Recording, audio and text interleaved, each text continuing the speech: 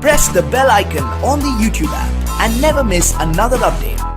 Attacks hit Syrian airbase in Homs province. Russia and Syria accuse Israel of attacking airbase near Palmyra, amid global outrage over chemical attack in Douma. Missiles have struck a Syrian airbase in Homs province early on Monday, state media reported, with Russia and Syria blaming Israel for carrying out the attack. 2 Israeli warplanes, using Lebanese airspace, fired 8 missiles at the T4 military airbase, the Russian military said, but offered no further information. The attack at the airbase, located 40 kilometers west of Palmyra, killed and wounded several people, Syrian state news agency SANA reported, citing an unnamed military source.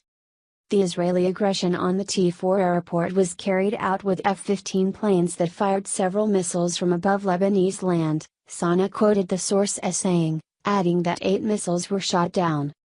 Some Lebanese media outlets said residents living near the northeastern border with Syria heard jets in the sky in the early morning hours, also suggesting that the attack may have been carried out by Israel.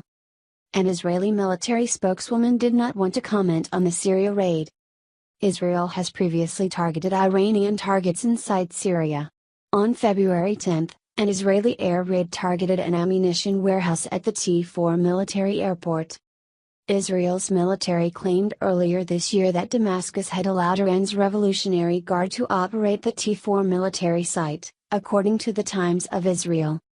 Monday's attacks took place after aid organizations estimated that more than 70 people were killed in a chemical attack on rebel-held Douma, outside Damascus, on Saturday.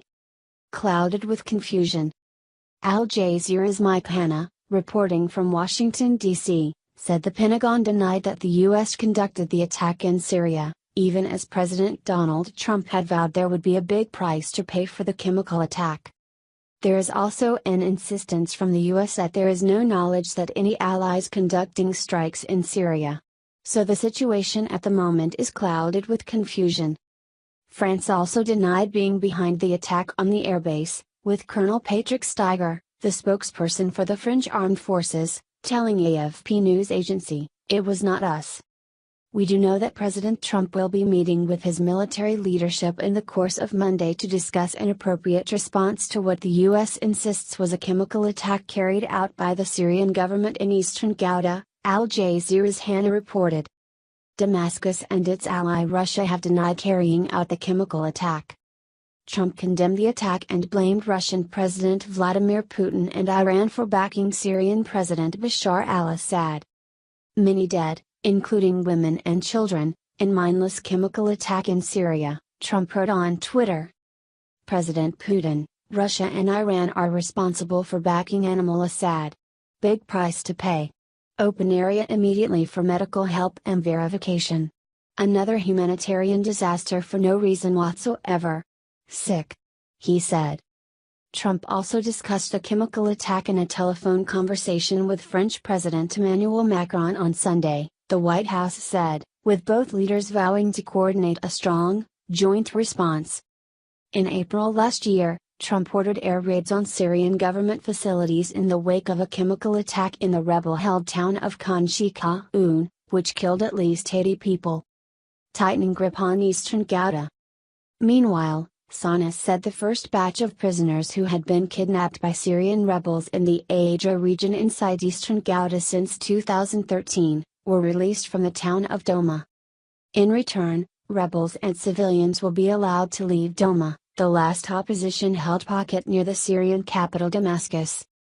Under the Russian-brokered deal, thousands of fighters from Jaish al-Islam will safely leave the town for an opposition-held area in northern Syria.